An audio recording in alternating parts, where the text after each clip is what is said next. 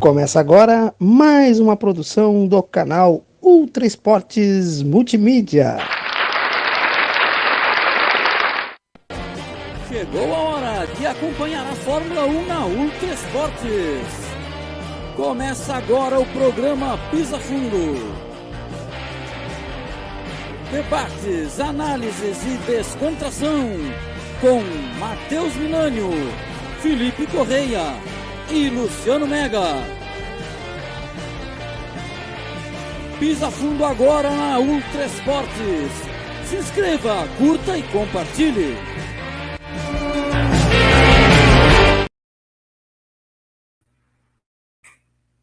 Muito boa tarde para você que nos acompanha em todo o país. São 17h09.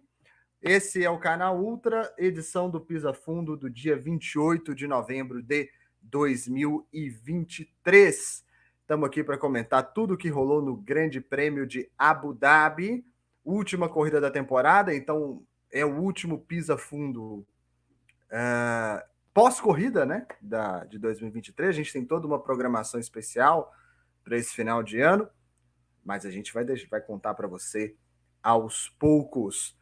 E hoje eu estou aqui, vocês perceberam, a vinheta antiga, né? Porque o nosso amigo Luciano está em viagem hoje. Hoje estamos eu e Felipe Correia por aqui. Deixa eu ver se o Felipe já tá. O Felipe já está na tela aí para gente.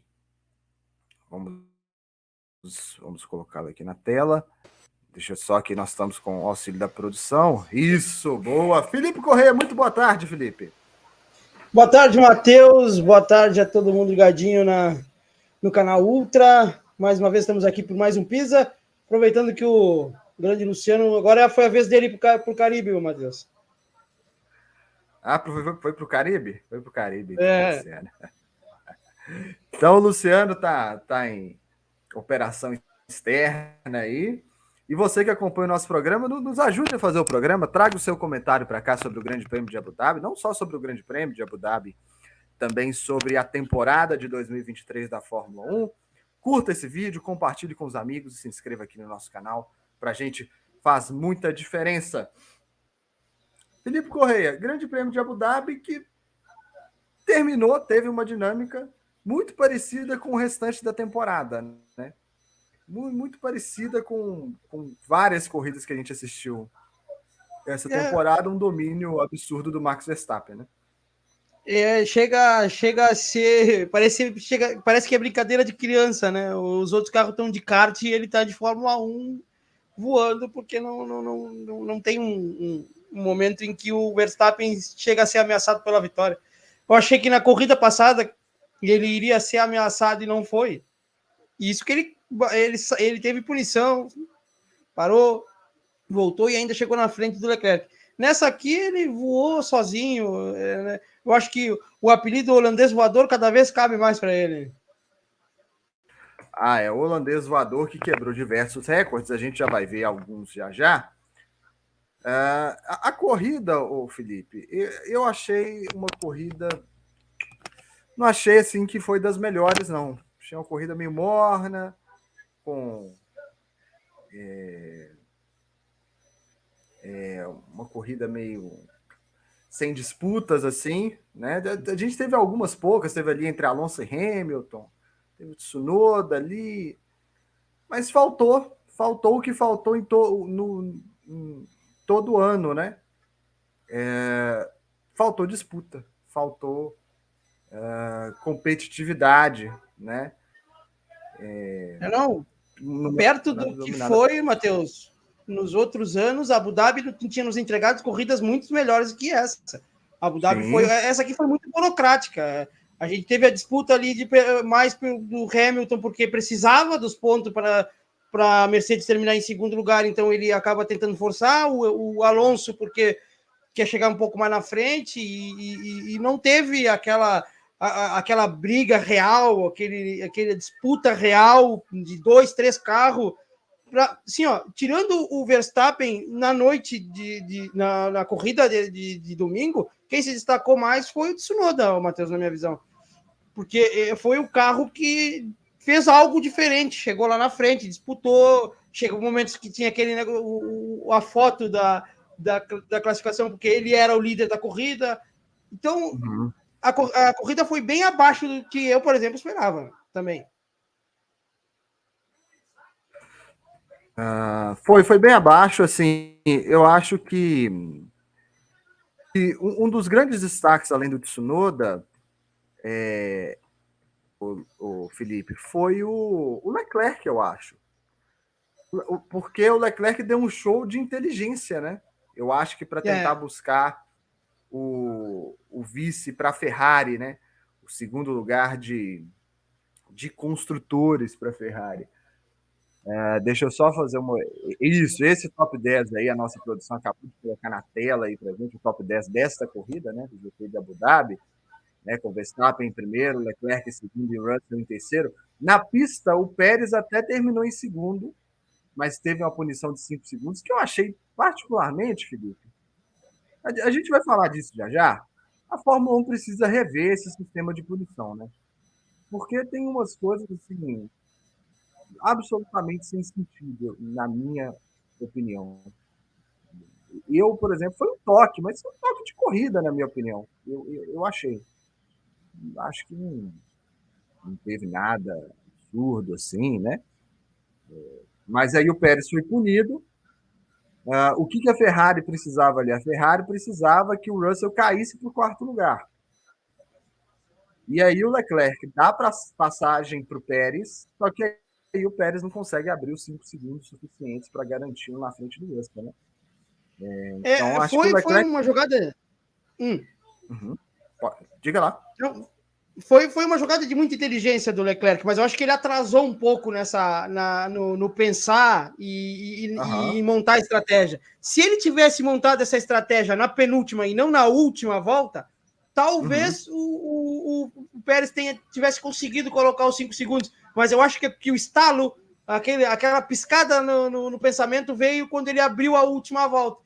E aí, quando ele abriu a última volta, já era meio que tarde para que acontecesse a saída, a diferença de 5 segundos para o Russell. Mas foi uma jogada muito, muito fantástica do Leclerc. Uma pena que foi tarde. Uma pena que foi tarde. E eu acho que fica acho que fica um gostinho de quero mais na Ferrari por causa desse não ter conseguido esse vice-campeonato. Até porque o Hamilton não foi bem na corrida, né, Matheus? Não foi.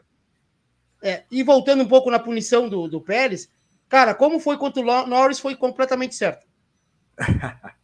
Mas aí seu lado torcedor tá falando muito alto. Ô Felipe, a gente tem 2 comentários aqui, eu vou colocar aqui na tela. Sueli Reis, boa tarde, amigos da bancada. O Márcio Reis, muito boa tarde, amigos do Pisa Fundo. Boa tarde para eles. Ô Felipe, mas aí eu até imaginei por um momento que o Leclerc ia deixar o Pérez passar e ia tentar segurar o Russell no último setor.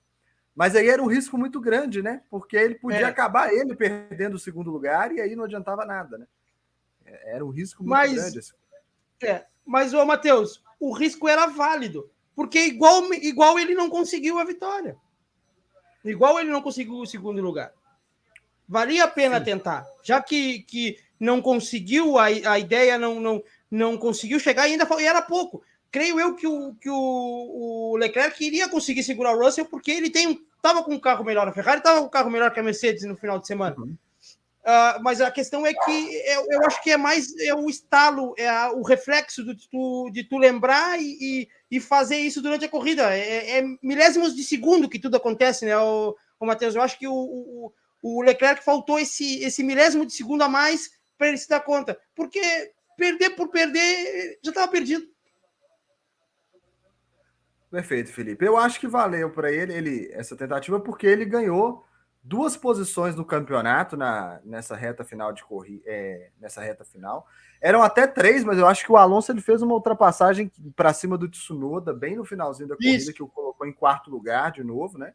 Mas o Leclerc começou a corrida em 7º lugar no campeonato, terminou em 5º, mas com possibilidades reais de ficar em 4º no campeonato. E eu acho que isso coroa o bom piloto que o Leclerc é. Ele teve uma temporada meio irregular, Mas ele, inclusive, é melhor piloto que o Sainz, apesar do Sainz ter ganhado a única corrida que a Red Bull não ganhou esse ano. O Leclerc é mais piloto que o Sainz. E aí ele consegue esse 5º lugar, que eu acho que, de alguma maneira, premia pelo menos essa reta final de campeonato dele, que foi muito boa, né? Ele fez aí pelo menos umas 4 últimas corridas muito boas, né, Felipe? Eu acho que só está faltando para o Leclerc a consistência, né, Matheus? Ele perder essa irregularidade durante a temporada. Quando ele conseguir... E eu acho que isso também vale muito para a Ferrari, não é nem só para o Leclerc. A Ferrari errou muito com ele na temporada e isso atrapalha muito. Na época que a gente falava do Felipe Massa, a Ferrari errava bastante com o Felipe, por isso que o Felipe não conseguiu chegar a um momento brigar pelo título, e quando brigou, perdeu exatamente por erros da Ferrari. E eu acho que o Leclerc está acontecendo a mesma coisa que aconteceu com o Felipe Massa. Na hora que ele depende da equipe, a equipe não responde para ele. E aí, quando a equipe responde para ele, que depende dele, ele tem a irregularidade. Falta esse casamento ter a mistura perfeita, ornar, como diz o outro, né, e acontecer. Porque o Leclerc é um bom piloto, é um grande piloto. Para mim, ele, o Verstappen, o Norris, e agora eu não coloco ainda, e nem vou colocar o Piastri nessa conjuntura, mas Verstappen, Leclerc, Norris e Russell são 4 pilotos prontos para a Fórmula 1. Falta ele, no caso do Verstappen, não falta nada, mas para os outros falta ter a regularidade que o Verstappen tem. Olha aí, Felipe, para ilustrar para a gente como que o campeonato se mexeu ali nessa reta final, né? O Alonso voltou para o 4º lugar, terminou empatado em pontos com o Leclerc, mas o Alonso, se eu não me engano, foi em número de terceiros lugares, eu acho, o desempate. O Norris com 205 e o Sainz com 200. O Sainz que não pontuou nessa corrida, teve problema desde o treino livre, não conseguiu pontuar. O Sainz, por exemplo, foi quem entrou em 4º para essa corrida e terminou o campeonato em 7º. Se isso fosse disputa pelo título, hein, Felipe? Ia ser tipo o Campeonato Brasileiro. Ia ser uma maravilha. Ia estar todo mundo na última corrida disputando a louco, volta por volta, roda por roda, curva por curva para ganhar esse título. Ia ter sido fantástico, né? Mas a gente tem um monstro na Fórmula 1. Sim, sim. Temos um monstro, né? E este monstro, o Verstappen, pela primeira vez na história, fez mais que o dobro de pontos do vice-campeão. É um dos dados fantásticos, assombrosos do Verstappen, ter feito mais que o dobro de pontos do vice-campeão Sérgio Pérez. E assim como ele também, se ele fosse uma equipe sozinho, se não tivesse outro piloto, a Red Bull teria ganhado o campeonato de construtores também, né? Só com ele, se não tivesse outro piloto. Impressionante, né? É incrível, cara. É incrível. Outro... Ele é de outro planeta, vamos dizer assim. O cara tem ali, ele teve uma mistura boa com a equipe. A Red Bull pouco errou com ele, pouco estragou com ele. Ele entregou muito para a Red Bull durante o ano todo. E essa pontuação elevada e a diferença para o segundo colocado vai muito, né, Matheus, pelo parelho que ficou o resto do campeonato. Os outros pilotos, o Pérez em nenhum momento foi dominante ao ponto de dizer ao ponto de conseguir pontuar no campeonato, enquanto o Verstappen, enquanto os outros pilotos também tiveram oportunidades de pontuar, e o Verstappen não. O Verstappen foi lá e pontuou, ganhou tudo que é corrida que pôde, perdeu uma só na temporada e mesmo assim acho que fez pódio, se eu não me engano, né, Matheus? Sim, eu acho que ele ficou fora do pódio em uma, que ele foi em Singapura, ele ficou em 5º, mas foi uma corrida que o início dela foi muito ruim para a Red Bull, né? Não conseguiu se acertar. E na metade final da corrida, se a corrida ali ela tem mais 1/3 de corrida ali, ele acabava ganhando a corrida, porque ele se acertou meio que para a reta final da corrida e ficou em 2º em outras 2 e ganhou o resto. Pois é. Então, 5º, 2 segundos e só vitórias. A posição mais baixa que o cara ficou, tirando essa Singapura, foi em 2º lugar.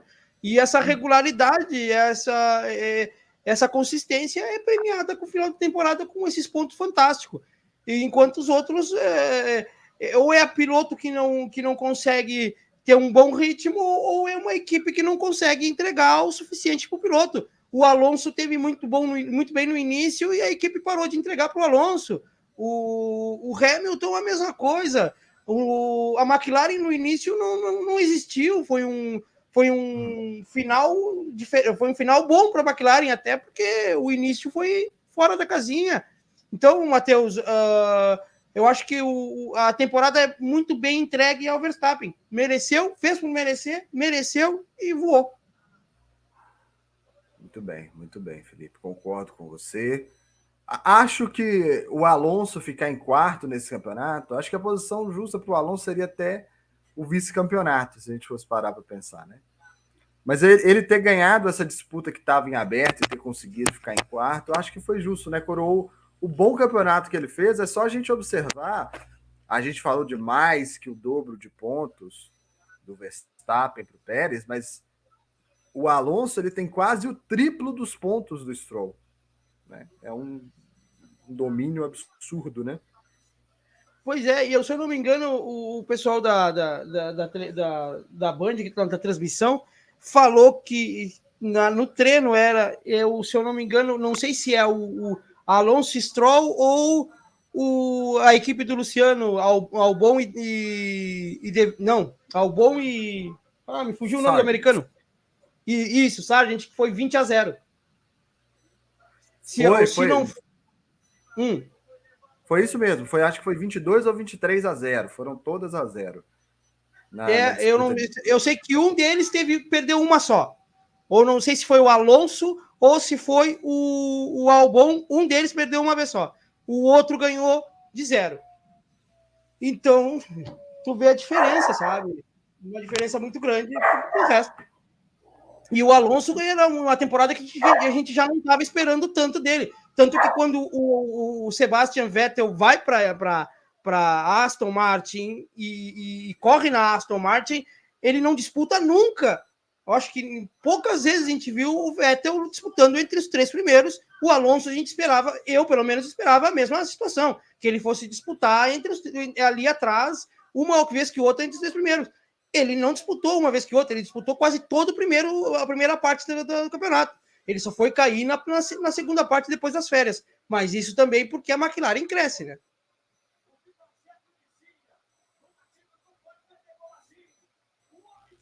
Perfeito, Felipe. Queria até comentar sobre um lance da corrida, porque teve uma reclamação do Hamilton de um brake test do Alonso, né?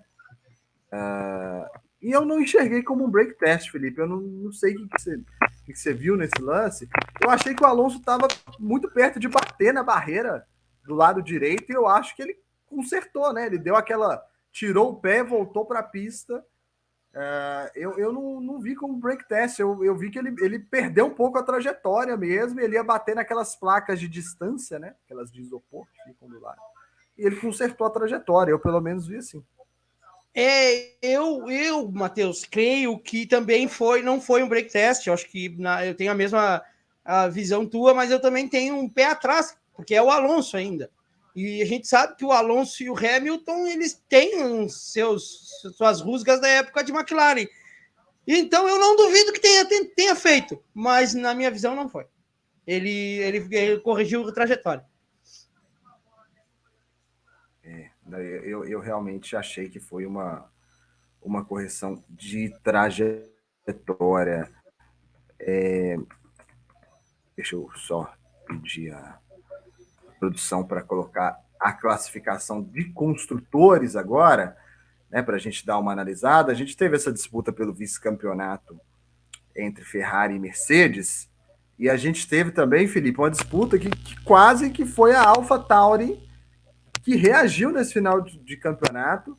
Não sei o quanto isso se deve à própria presença do Daniel Ricciardo na equipe, de repente ter feito algum ajuste no carro, mas a AlphaTauri era lanterninha, né? E ela quase conseguiu o 7º lugar, né? Quase conseguiu buscar o Williams ali na classificação. Mercedes e Ferrari muito pertinho, 3 pontos de diferença apenas. E essa outra disputa que ficou aí pelo 7º lugar, Felipe. Como que você viu isso?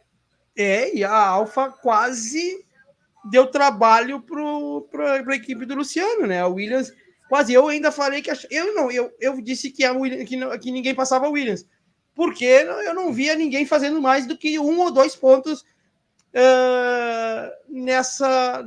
das equipes que estavam atrás da Williams. E o Tsunoda fez uma corrida fantástica, fez uma corrida muito boa. E a gente pode dar um crédito a gente pode dar o crédito pro Ricardo, eu acho, porque a partir da entrada dele na equipe ali, depois da lesão que o Lee Lawson sai e ele assume de novo, eu acho que ele dá uma boa ajustada no carro, e esses pilotos mais experientes, eu acho que o Ricardo, para mim, ali é de uma geração que entendia bastante do carro. Acho que é um final de uma geração que conhecia o carro como poucos, né? Então, eu acho que ele deve ter dado uns toques, tanto para a equipe quanto para o Tsunoda. Ele não vejo mais ele sendo um piloto que busca títulos, busca vitórias, busca glórias. Então, acredito que ele esteja ali para ajudar os mais jovens, né? Para ajudar um garoto que demonstra ser um bom piloto. Tem muita coisa ainda para provar, claro, mas demonstra ser um bom piloto e ele com a experiência pode ajudar. E eu acho que ele foi fundamental nessa arrancada da AlphaTauri nessa reta final de campeonato. E Matheus, o Tsunoda usou o carro da Red Bull, né? Pelo que, né, já começou a usar o carro da Red Bull, porque eu não me lembro qual foi a peça que até o Sérgio Maurício fala que o Tsunoda vai estar usando a peça que todo mundo deseja e que a Red Bull repassou para a AlphaTauri. Então é um grande resultado. A AlphaTauri chega, e isso demonstra que a força da Red Bull, e principalmente o ano que vem, com a troca de nome, o Matheus, a gente pode esperar uma AlphaTauri um pouco melhor nesse campeonato.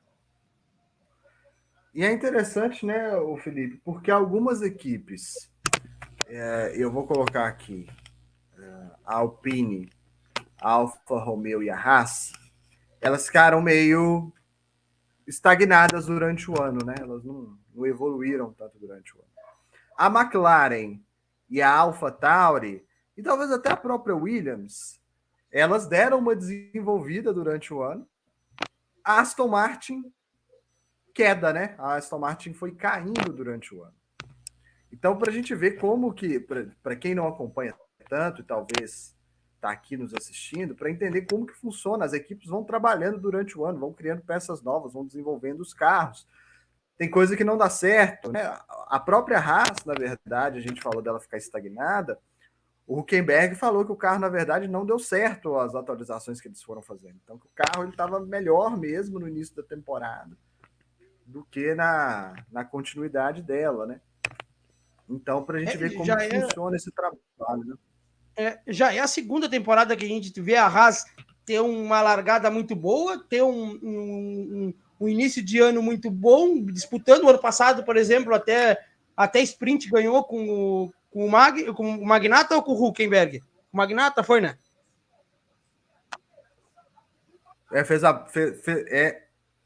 Ele fez uma pole em Interlagos, né? Se eu não me engano. Ganhou a sprint de Interlagos. Não, fez a pole para sprint, eu acho. Fez a pole para sprint, mas eu acho que o Hülkenberg, este ano, eu acho que o Hülkenberg teve um resultado muito bom numa sprint esse ano, se eu não me engano. E aí tu vê que a Haas precisa manter um ano. Eu acho que a Haas inicia bem, Matheus, e ela ainda quando tem as atualizações, as evoluções durante a temporada, a Haas ou ela estagna ou ela cai. Ou ela decai. Uhum. Aí a gente vê uma evolução. Eu acho que poucas vezes vimos uma evolução tão grande quanto a da McLaren, das férias para o início pro retorno do campeonato. A McLaren pulou, deu um grande salto, eu acho que, se não me engano, ela era a lanterna, que o Luciano mexia comigo, que pela primeira vez a Williams estava na frente da McLaren em anos. Ela era a lanterna e termina o campeonato na 4ª colocação, eu acho que é um resultado muito bom. A Williams deu uma estagnada, mas eu acho que a Williams, o Matheus, eu acho que nem é tantas atualização, é o Albon, cara. A temporada do Albon, cara, eu sinceramente fiquei com uma vontade de ver o Albon nas 3 primeiras, numa das 3 primeiras equipes do pódio, cara. Uhum. Imagina um Albon na Ferrari, na Mercedes ou na Red Bull, cara. Se ele entregou tudo isso com uma Williams, o que ele pode te entregar numa equipe grande dessa? Claro, ele já teve a oportunidade dele e acabou por azar não conseguindo concretizar, mas é um pilotaço. É muito bom piloto, o Albon, né? É interessante o salto da McLaren, que a McLaren não passou pelo pelotão do meio, né? Ela não ficou, a Alpine ficou sozinha no pelotão do meio. Ela estava lá no pelotão de trás, estava lá atrás, e ela foi direto para frente, né? Ela não passou por esse pelotão intermediário aí pela Alpine, né? Ela já foi lá disputar o 2º posto, né, com Mercedes, com Ferrari, com Aston Martin, né? O salto da McLaren foi muito, muito grande. É um dos melhores trabalhos de evolução durante temporadas que eu já vi. Assim, eu acompanho Fórmula 1 há 20 anos, é um dos melhores que eu já vi, assim, de evolução de carro durante a temporada. Então, a McLaren merece todos os parabéns. Ela ficou ali a pouco mais de 100 pontos da Mercedes e da Ferrari, sendo que ela pontuou muito pouco na primeira metade do campeonato. Então, acho que até nessa corrida não foi. Mas a McLaren, eu acho que nessa segunda metade do campeonato, ela foi a principal segunda força, né? Entre as equipes que estavam disputando a segunda força, na segunda parte do campeonato, eu acho que a McLaren foi a principal delas, como a Aston Martin parece ter sido na primeira metade. E aí Ferrari e Mercedes viam ocasionalmente e foram acabando sendo... O que colocou a Ferrari e a Mercedes ali um pouco mais na frente é a pontuação de 2 pilotos, né? Porque o Piastri não arrancou junto com o Norris, né? O Norris fez mais de 200 pontos, o Norris fez pouco mais de 200 pontos, o Piastri fez menos de 100, mas o Piastri, ele é um estreante, teve problemas, né? Mas o Piastri até ganhou uma sprint esse ano. E o Stroll, o Stroll é o Stroll, né? Então aí a Aston Martin ficou pontuando só com o Alonso, mas essa disputa pelo vice, né, Felipe, ela poderia ter sido ainda mais embolada, né? A gente falou de Mercedes e Ferrari chegando, ela poderia ter sido embolada como foi pelo 4º lugar de pilotos, né? Ter todo mundo ali, né? Sem dúvida. Poderia ter sido, e eu concordo contigo plenamente, o McLaren foi na segunda parte da temporada a principal equipe a brigar com a Red Bull. Brigar com a Red Bull até não, mas ser a segunda força. E na primeira parte a Aston Martin cumpriu esse objetivo. E realmente a diferença é que a Aston Martin tem um piloto só. Vamos e viemos, a Aston Martin tem um piloto só. É só o Alonso. O Lance Stroll, ele não é piloto para ser piloto de equipe que briga pelas primeiras posições. Ele não brigou uma vez com o Alonso, ele não disputou uma vez com o Alonso, ele não disputou uma vez um pódio, ele não disputou nada. Ele foi um piloto de meio de grid. E a McLaren, o Piastri é estreante. O ano que vem já espero mais dele, já vai conhecer um pouco mais o carro, já vai conhecer um pouco mais da temporada. Então, eu vou esperar um pouco mais do que ele é. E realmente faltou ele nessa segunda parte, apesar de ele ter a vitória, não a sprint, que é a vitória que a McLaren tem na temporada, mas falta a McLaren agora entrar com os 2 pilotos, principalmente ano que vem. Se ano que vem a McLaren tiver o rendimento igual a esse, e tiver Piastri e Norris brigando, vejo um ano bom para a McLaren. A Aston Martin, creio que agora vai ter que evoluir nas suas peças, evoluir no carro, e creio que o Lance não vai sair, porque o pai dele é o dono, e a equipe vai seguir com um piloto só, o Alonso vai carregando a equipe. Perfeito, Felipe Correia. Então, esse campeonato de construtores, assim, realmente ficou aí essa questão dos pilotos aí, principalmente da Aston Martin, né, terem ficado devendo, o Stroll ficar devendo nessa pontuação, que acabou colocando a Aston Martin em quinto, e o Alonso, mais uma vez, com uma classificação forte no campeonato de pilotos em relação à classificação da equipe, né? Ele ficou quarto nos pilotos e a equipe ficou só em quinto, né? Então, mais uma vez, o Alonso muito bem, né? O Alonso é muito bom, muito, muito bom. Agora, eu vou pedir aqui para a nossa produção colocar aqui na tela. O Verstappen aniquilou alguns recordes, né? E ele passou de 1.000 voltas lideradas, né? Pela primeira vez na história, um piloto chegou a 1.000 voltas lideradas. E ele agora é isoladamente o terceiro maior vencedor da história da Fórmula 1. Eu acho que esse gráfico agora tem uma distância para ele chegar até o Hamilton e o Schumacher. O gráfico está entrando na tela para a gente aí agora. Acho que agora a gente não vai ver esse gráfico tantas vezes, né? É porque esse ano ele ultrapassou muita gente, né? Ele ultrapassou o Senna, ultrapassou o Prost, ultrapassou o Vettel, se não me engano, ele ultrapassou o Alonso no início desse ano. Ele saltou muitas posições. Se eu não estiver errado, talvez ele tenha começado o ano como 8º maior vencedor, e agora ele é o terceiro. E agora 54 vitórias, ultrapassou o Sebastian Vettel, e agora tem um caminho a percorrer até as 91 vitórias do Schumacher e as 103 do Hamilton. Dá para chegar, Felipe? Eu tô fazendo os cálculos de cabeça aqui, Matheus, porque ele é novo. Estou tentando fazer uma média, vamos dizer assim. Ele é um piloto jovem. Ele vai precisar que a Red Bull mantenha o domínio. Eu acho que o ano que vem, ainda 24, ele mantém. 25 também. Dá. No Schumacher dá. No Schumacher dá para chegar. No Hamilton eu tenho que esperar, porque o que o Hamilton fez com a Mercedes é extraordinário. É um feito incrível chegar a 103 vitórias. Agora, ao Michael Schumacher dá, porque eu acho que é mais corridas esse ano. Por exemplo, nesse ano se ele ganhar 20 de novo, ganhar 20 corridas, ele chega a 74. Na outra, em 2025, que provavelmente vai ser um domínio da Red Bull, porque não vai ter mudado nada ainda, ele pode chegar a 20, de novo e fazer 94.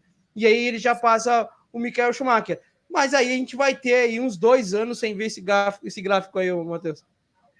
Agora ele vai ficar um bom tempo na terceira posição, né? Ano que vem não tem nem possibilidade matemática de superar ninguém nesse gráfico, né? Temos 24 corridas, então não vai superar. Mas ele vai dar alguns passos aí, né? A gente vai ficar de olho.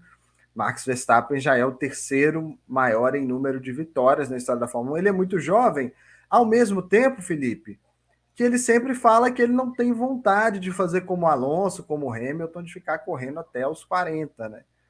Então, vamos ver o que ele pretende, né? Mas que ele vai até os 30, Matheus. Ele ainda tem aí 6, 7 anos de corrida. Pois é. Então, ele tem muito tempo pela frente, né? Outro número para a gente analisar, a gente vai analisar agora também a temporada da Red Bull em números, que também é impressionante, né? A gente está falando, óbvio, do Max Verstappen, mas a máquina é espetacular também, né? A máquina do Verstappen, a máquina que a Red Bull construiu, talvez seja, e eu acho que talvez um distanciamento histórico vai deixar mais claro isso para a gente, o melhor carro da história da Fórmula 1, o carro mais dominante da história da Fórmula 1, né? Que colocou 22 vitórias em 23 corridas, né? Um aproveitamento impressionante. Então, estão aí. Na verdade, 21 vitórias em 22 corridas, né? 21 e 22. 14 pole positions, 30 pódios, 11 voltas mais rápidas, 860 pontos. E ali são 5 vitórias na sprint, né? 5 das 6 vitórias na sprint. Então, 21 vitórias. Eu tinha a impressão de que esse número eram 22, na verdade. Porque o Verstappen ganhou 20 e o Pérez ganhou 2. Acho que são 22 esse número. Acho que esse número pode estar errado. Né? 22 e a vitória do Carlos Sainz. São esses números. Mas independente disso, né, Felipe? Absolutamente dominante. Talvez certamente um dos melhores carros da história da Fórmula 1, né?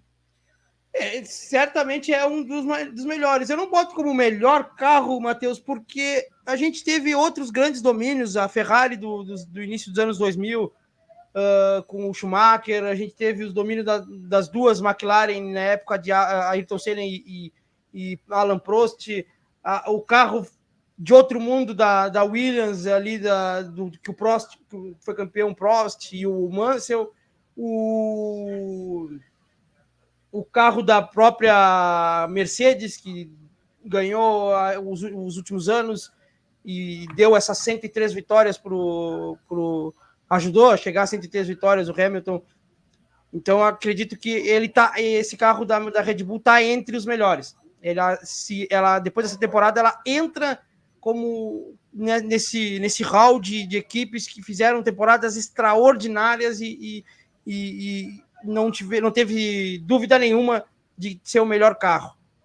Creio que a Red Bull tem um trabalho agora a fazer, que é manter, né, Matheus? Porque, querendo ou não, 24 vai ter atualizações dos outros carros, talvez uma McLaren consiga melhorar, a Mercedes consiga melhorar.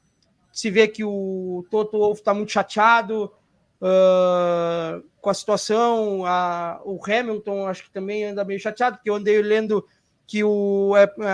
lendo umas notícias de que a Red Bull teria entrado em contato com o Hamilton para levar o Hamilton para a Red Bull, e ele exigiu que o carro fosse igual ao do Verstappen, por isso que não saiu o negócio. Até tu pode confirmar ou não, porque tu tá mais ligado que eu nessa situação aí, né? Então, acredito que a Red Bull agora tem trabalho de manter e cuidar os adversários. Eu ouvi, isso rolou bastante, né? Rodou essa notícia bastante no final de semana em Abu Dhabi, mas foi desmentido, né? O Hamilton desmentiu essa notícia, foi o Christian Horner que jogou essa notícia, parece.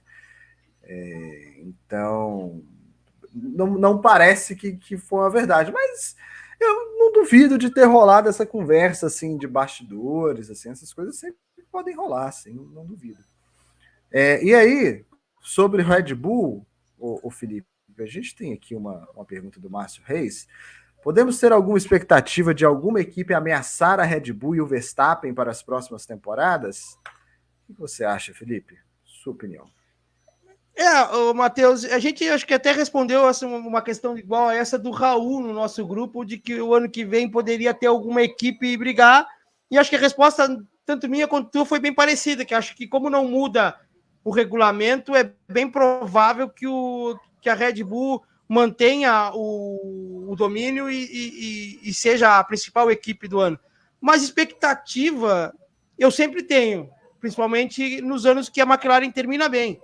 Já é o segundo ano que ela vai terminar bem, eu tenho expectativa que o ano que vem ela chegue melhor e possa brigar com a Red Bull, mas também tem a Mercedes, também creio que a Mercedes possa fazer um carro melhor, e a Ferrari também. Então, expectativa eu tenho.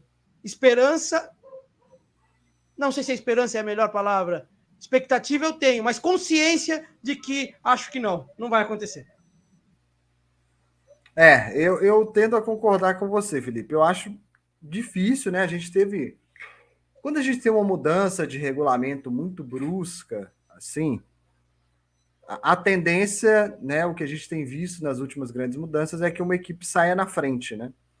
E que aí leva um tempo até essas outras equipes alcançarem esse nível de desenvolvimento, seja ele de motor ou seja ele aerodinâmico. Eu acho que a aerodinâmico é até um pouco mais fácil. Um pouco mais fácil. Mas assim, talvez o motor seja um pouco mais complexo de alcançar. Eu acho muito difícil. Mas eu acho uma tendência que a distância da Red Bull esteja um pouco menor no ano que vem.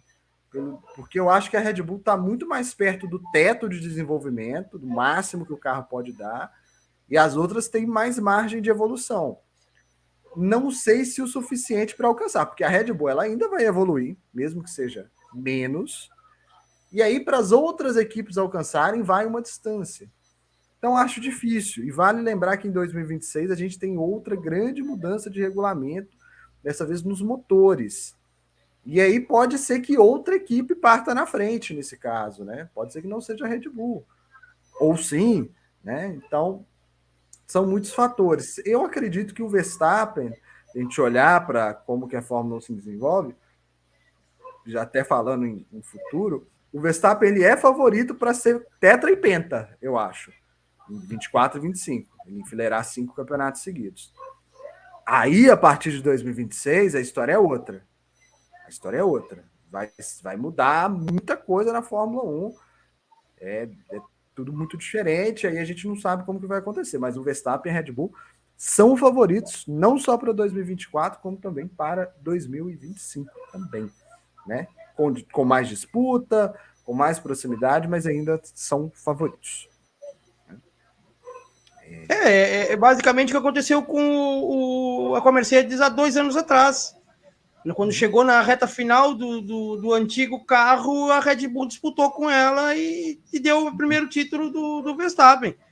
E aí, a partir do momento que muda, a Red Bull toma conta. Creio que vai ser isso aí, Matheus. E como eu tinha falado ali no gráfico do Verstappen, ele tem grandes chances de fazer 20 vitórias ano que vem e 20 vitórias na próxima temporada. A equipe está muito certinha, está muito conectada com o piloto e vice-versa. Então, eu acho que vai ter uma diminuição de tamanho, vai ter uma diminuição de tempo, 2025, creio que vai ter disputa pelo título entre eles, mas por agora a Red Bull deve seguir nadando de braçada. Ô Felipe, as coisas andam dando tão certo para a Red Bull que a gente vai colocar uma foto aqui. Temos 2 curiosidades para essa reta final de programa. Tem uma foto, né? O Luciano pediu até para a gente colocar essa foto. Aliás, um abraço para o Luciano. Do carro do Verstappen. A gente vai ter que colocar foto, porque vídeo a gente não pode colocar. Dele dando o zerinho depois da corrida. E não é só dando o zerinho, né? Como ele termina certinho para parar na placa, né? Tudo dá certo com a Red Bull, tudo dá certo com o Verstappen, e mérito absoluto deles, mas foi muito legal essa imagem, né? Dele fazendo o zerinho, e aí a gente vai ver, tem até o final, né? Ele para já certinho na placa de número 1, né, Felipe? Mostra a genialidade dele, cara, porque aquilo ali era uma fumaceira que eu acho que ele não enxergava absolutamente nada, ele foi pelos cálculos dele de sair certinho, Matheus. Isso aí foi fantástico. E depois, na entrevista, o David Coulthard elogia ele pelo belo zerinho. E o David Coulthard, que é o piloto da Red Bull, para fazer zerinho na demonstrações do carro dentro da cidade, dentro dos eventos. Então, tu tem um cara que, assim, ó, eu acho que nessa mostra aí ele mostra a genialidade de que ele é de piloto, do cálculo que ele tem que fazer durante a corrida, e por isso que dá muito certo, cara. Porque era uma fumaceira que tu não enxergava absolutamente nada. E ele consegue exatamente parar o carro ali. É gênio, cara. É gênio. Impressionante, né? Impressionante. Ele parou o carro já Ele acabou, finalizou o zerinho, para quem não sabe, não acompanha tanto, quando o piloto vai dando aquelas voltas com o carro no próprio eixo, né? Levantando aquela fumaça, assim, né?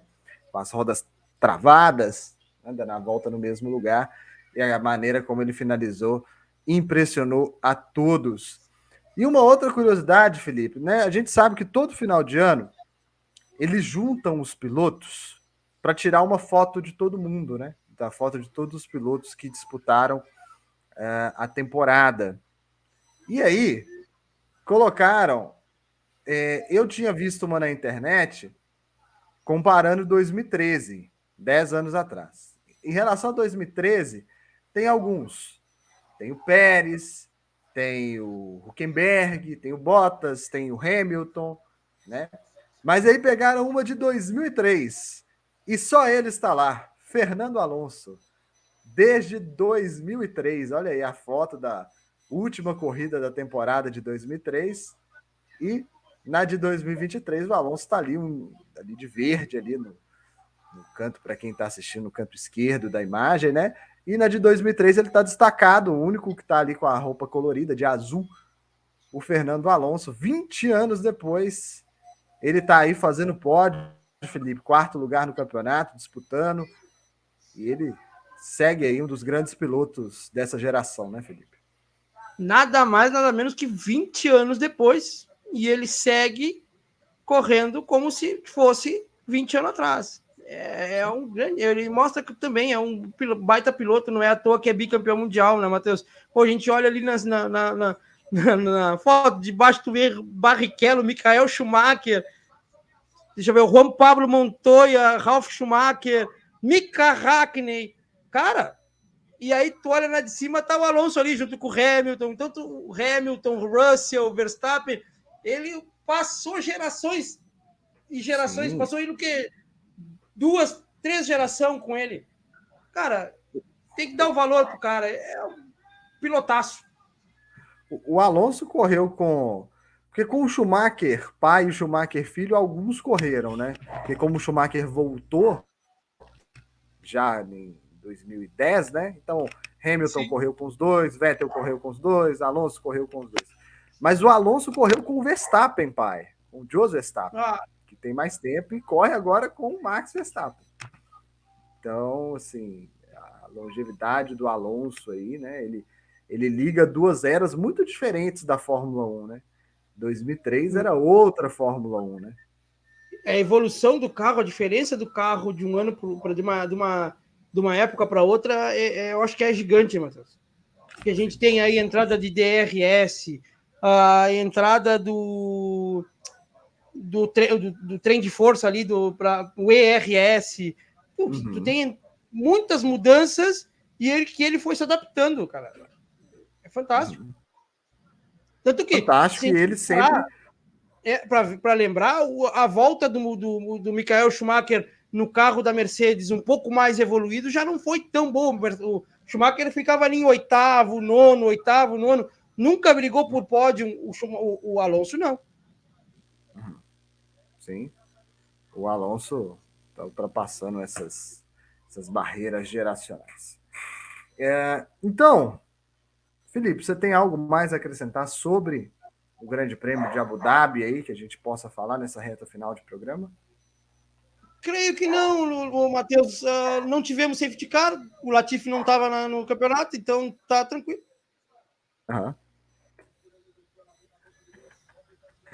Então, Felipe, é o seguinte, vou passar aqui os nossos próximos passos para essa reta final de ano. Então, semana que vem ainda tem Pisa Fundo. A gente vai fazer o último Pisa Fundo do ano, semana que vem, onde a gente vai fazer uma análise da temporada, né? Hoje a gente falou muito do Grande Prêmio de Abu Dhabi, falou até do resultado, né, dos campeonatos, mas a gente vai fazer uma análise da temporada. De repente, analisar gráficos de pontuação, para a gente, por exemplo, ver a evolução da McLaren durante a temporada, né? Então a gente vai fazer uma análise da temporada, pá de cal na temporada, é o último Pisa Fundo do ano, semana que vem. Na outra semana, ainda sem data a definir. Por quê? Porque a gente precisa saber quem vai ser campeão brasileiro para a gente organizar esse programa. Porque a gente vai trazer aqui a ideia é a gente trazer torcedores dos times campeões dos principais títulos. Então a gente vai ter um torcedor do Fluminense, um torcedor do São Paulo, né, campeão da Libertadores e campeão da Copa do Brasil, respectivamente, e um torcedor de quem for campeão brasileiro. Pode ser eu, pode ser eu, pode ser o Felipe, inclusive. É menos provável? É menos provável, mas ainda pode ser. Então a gente tem que definir, né, tem que esperar a definição entre Flamengo, Palmeiras, Botafogo, Galo, Grêmio, Bragantino, quem vai ser campeão brasileiro para a gente definir a última peça desse programa que a gente faz daqui a 2 semanas.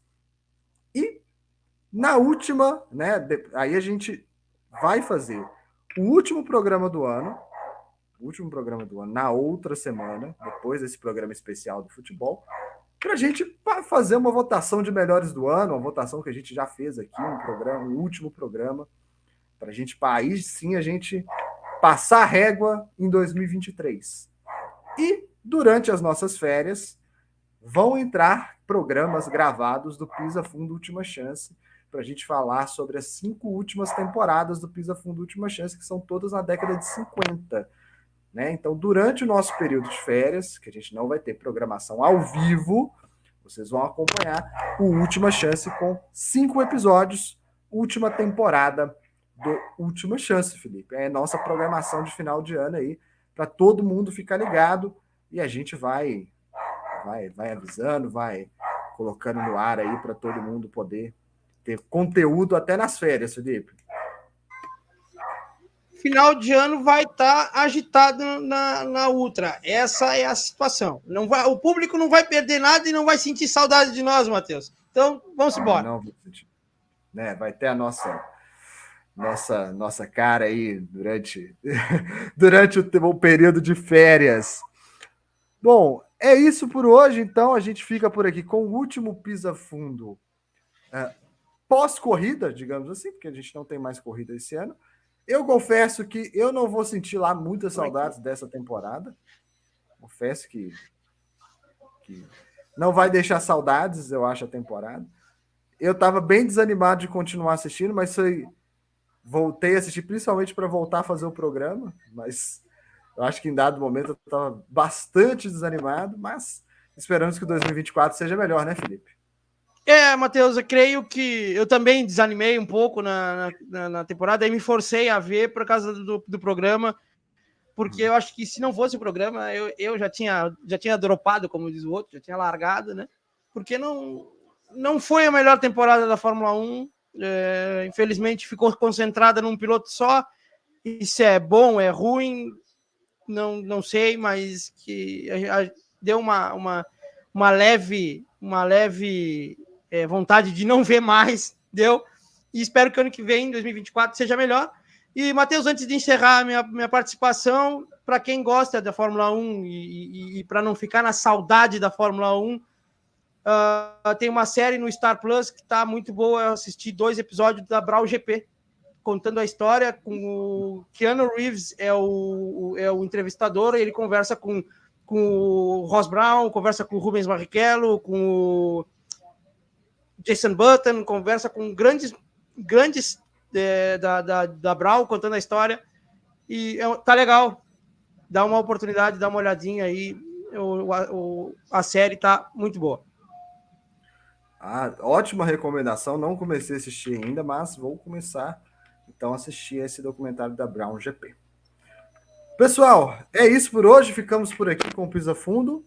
Mas lembrando, foi a última corrida esse final de semana, mas semana que vem ainda tem Pisa Fundo neste mesmo local, nesse mesmo dia. Não sei se ainda no mesmo horário, a gente confirma na semana que vem. É isso. Um abraço, até a próxima.